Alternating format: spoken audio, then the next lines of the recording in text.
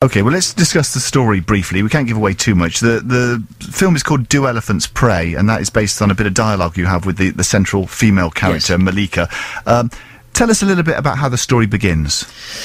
Well, it starts off, it's about a guy called Callum who runs his own advertising agency, and it's not going particularly well, and they've been charged with selling an alcoholic, sort of an alcohol pop type drink called Cranberry, which is a cross between cranberry juice and creme de menthe, which we did try at one point, and it's actually not as disgusting as it sounds.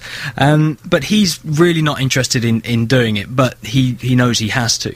And he's struggling to come up with a way to sell this product, and at the same time he has other people that he works with who are sort of getting very frustrated with him as a boss, and are sort of trying to start a revolution to get rid of him. And even though it's his company, but he insists that he will come up with this idea, and in the middle of that he's trying to find something deeper in his life. He does Tai Chi classes, he's addicted to cigarettes and to coffee, and he can't kind of find the deeper meaning that he wants in his own life, when almost magically appears this eccentric, beautiful French woman who promises to change his life, provided he keeps her identity secret. See, I've always had a soft spot for French women, and I think there's something there's so intriguing and magical about them. And she appears on a roundabout. Yes. Actually, I must say, when I saw that scene, I thought there's no way her hair would fall like that naturally, because it's arranged so beautifully on the roundabout, and then she disappears. But you meet up with her, and eventually you end up going to that forest, and it has a profound effect on you. Well, she does. She changes his life, essentially. She says, no, everything you've thought about is wrong. This is the wrong way. You're looking at things the wrong way. Try and look at life in a slightly different way, which is something that he's been wanting to do anyway.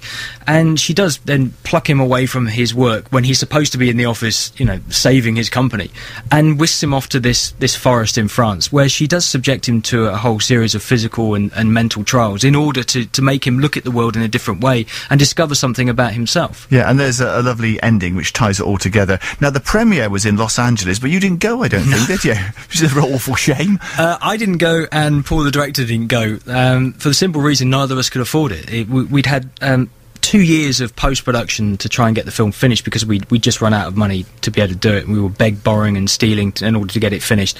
And by the time it came around to it, neither of us had the ability to go. Julie, the lead actress, went. She won a prize for it, and it was fantastic for her. I was actually, as I said before, I've only, for 6 months in my life, worked in a job that was not in the media.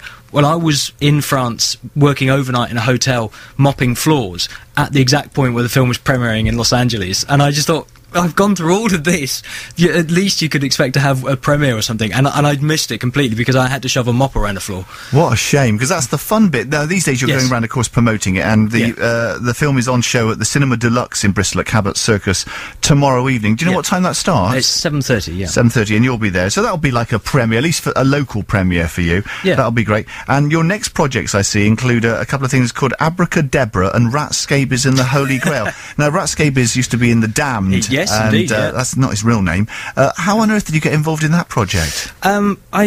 I went to a place called Rennes-le-Château in the south of France, near where we live, and I saw this book on the shelf, just Rat Scabies and the Holy Grail, and immediately I thought, Rat Scabies, The Damned, I'm a big fan. I read the book. It's hilarious. It's the punk version of the Da Vinci Code, essentially, and it's a true story. It's about this journalist called Push, who moves in opposite Rat Scabies in London, befriends him, and Rat Scabies is a big Grail hunter and is convinced he knows where the Holy Grail is, and takes him on this crazy trip to France and a few other places to try and find the Holy Grail. And this writer Push wrote the book about it. And I just as soon as I read it, I thought, I want to make this film. I want to do it. And I contacted Push, the writer, who happens quite by chance to live just a few miles away from my parents now.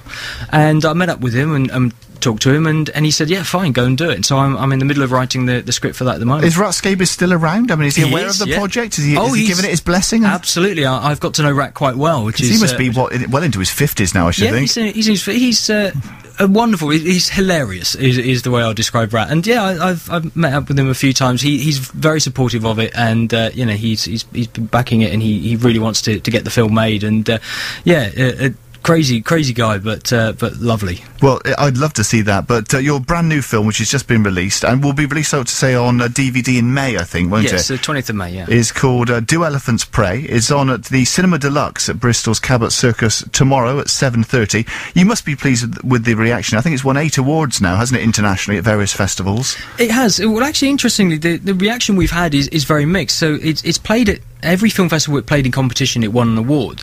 But critically, a lot of the reviews we've had have been quite harsh on it. And I think the reason is because it's a very specialised film, and not everybody's going to get it. I don't pretend for 1 minute that everybody's going to understand this film or everybody's going to like it, and we never intended it to be that way. It's not a populist film.